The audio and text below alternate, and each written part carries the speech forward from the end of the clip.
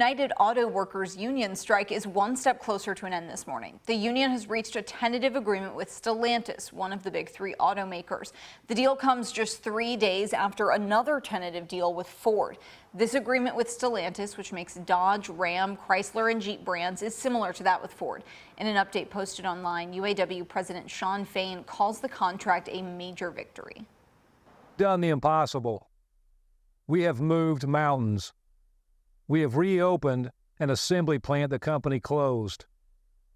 And it's not just Belvedere. Our stand-up strike changed that equation.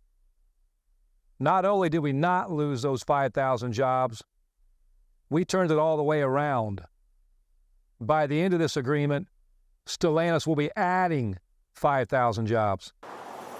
To Fain, Stellantis employees will vote on the contract on November 3rd. This leaves GM as the last company still working towards a deal, but Fain did not give an update on how those talks are going right now. This morning, we are remembering the life of actor Matthew Perry. He was found dead in his California home yesterday afternoon. Perry was best known for his role as Chandler Bing on the hit sitcom Friends, and in a memoir released last year, he opened up about his battle with drug and alcohol abuse behind the scenes. ABC's Alex Stone has the details from Los Angeles. Actor Matthew Perry, best known for his portrayal of Chandler Bing on the 90s sitcom Friends, was found dead at his Pacific Palisades home in Los Angeles on Saturday. Preliminary reports from police say there was a call just after 4 p.m. local time for a man in his 50s who was unresponsive. Investigators are not saying how Perry died, only that they've opened a death investigation. Investigators said foul play is not suspected. During Friends' 10-year run, Perry's Chandler Bing quickly became a fan favorite, in part due to the iconic delivery of his lines. Could I be more sorry? But behind all of the laughs, the Canadian-born actor spent years battling addiction, a battle he tried to keep a secret from everyone, including his fellow cast members on Friends. Secrets kill you. Secrets kill people like me. But Perry revealed those secrets in a book published in 2022, which he dedicated to others suffering with addiction. In a 2020 special, he spoke with Diane Sawyer about the memoir, which he called Friends, Lovers, and the Big Terrible Thing.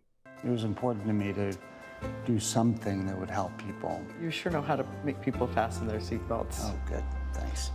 I'm glad you read it. Matthew Perry was 54 years old. Alex Stone, ABC News, Los Angeles.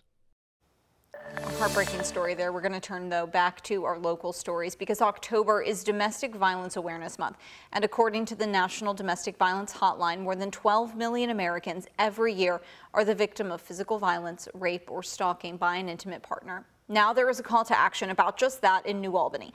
Last night, families and local nonprofits gathered at a fundraiser for people impacted by domestic violence, specifically one mother shot and killed by her husband. WHAS11 senior reporter Isaiah Kim Martinez and photojournalist Aspen Hester show us the efforts being made. It's a senseless act of violence. Just let that person leave. Let them walk away. But a Floyd County, Indiana jury determined Sherrock Douglas didn't let her go. Instead, they found him guilty for shooting and murdering his wife, Brandy Douglas, at a gas station more than a year and a half ago. Sometimes it's too late. This week, a judge sentencing Sherrock to more than 200 years in prison, essentially life. I am here to bring awareness to domestic violence and to support Brandy's family. Valentina Boyd, a survivor herself and now friend of Brandy's mother, was one of dozens of people outside the Hampton Inn in downtown New Albany Saturday night, collecting donations for early intervention and handing out pamphlets with resources. Well, Brandy Douglas's story, unfortunately, is not unique. So many struggle through those kind of circumstances, which is why so many are driving down this path here today, going down across New Albany, Charlestown Road, I-64, even back into downtown. The focus here, show support and speak out.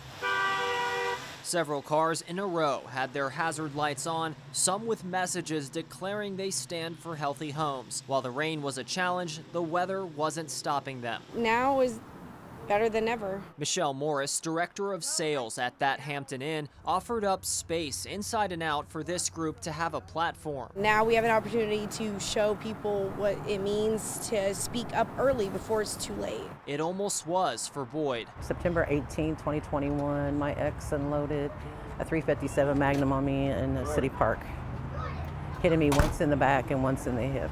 That day I was done. I was finished. I was walking away, and as I turned around to walk away is when he started shooting. It's why she's here, advocating for judges to do more too when restraining orders are handed out. I believe that there needs to be tracking of that person, just like with home incarceration. And she's urging those who know something's wrong in their loved ones' relationships to exhaust every resource to get them help.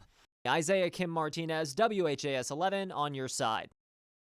Brandy Douglas's mother and two of Brandy's children were there last night but didn't want to be on camera. If you or someone you know is a victim of domestic violence, help is available. The Center for Women and Families hotline is open 24/7. Just call 1-844-237-2331.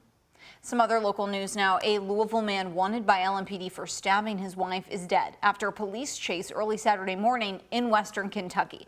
The Ohio County Sheriff says the chase started in Owensboro when Daviess County Sheriff's deputies tried to arrest Kendall Radford. The chase moved into Ohio County, where police successfully stopped Radford by spiking his car. Deputies say Radford then called 911, saying he planned to harm himself.